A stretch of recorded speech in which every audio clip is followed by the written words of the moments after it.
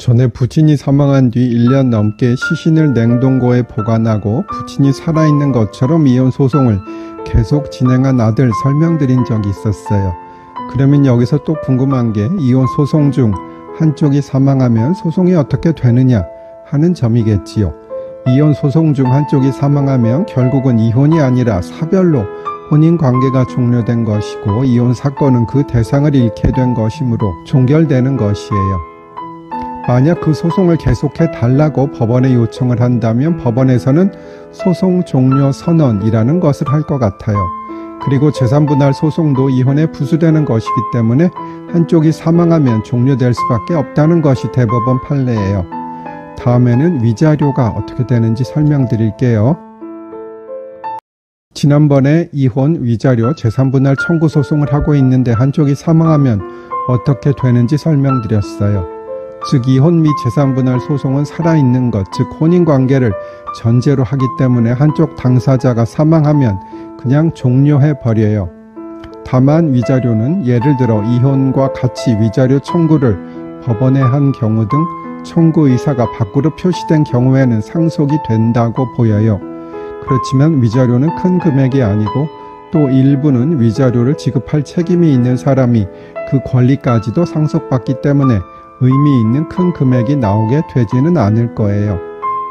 그리고 이혼 소송 중이더라도 배우자는 상속권이 있어요. 이혼 소송을 하면 거의 원수 비슷한 사이가 되는데 상대방에게 상속이 되면 너무 억울하겠지요.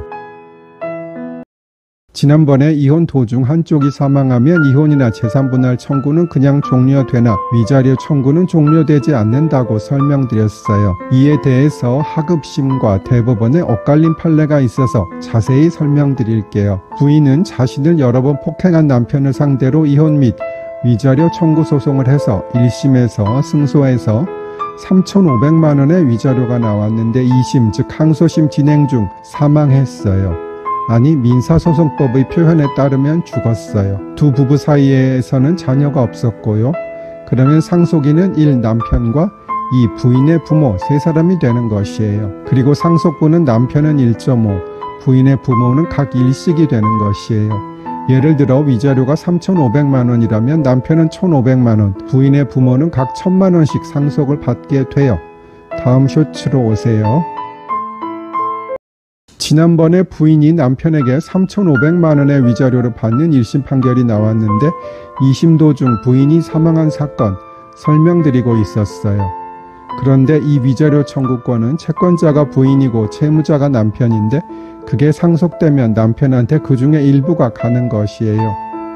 그런데 그 부분은 남편은 원래 채무자였는데 상속받는 순간에 채권자의 지위를 같이 취득하게 되어 결국은 위자료에 대한 채권자와 채무자의 지위를 함께 갖게 되는 것이에요. 그러면 뭔가 좀 이상하잖아요. 그래서 그 부분은 혼동, 즉 채권자와 채무자의 지위가 한 사람에게 귀속됨을 이유로 소멸되는 것이에요. 혼동은 일상생활에서는 헷갈림 등으로 설명되지만 법률 용어에서는 채권자와 채무자가 동일인에게 귀속되어 권리가 없어지는 것을 말해요.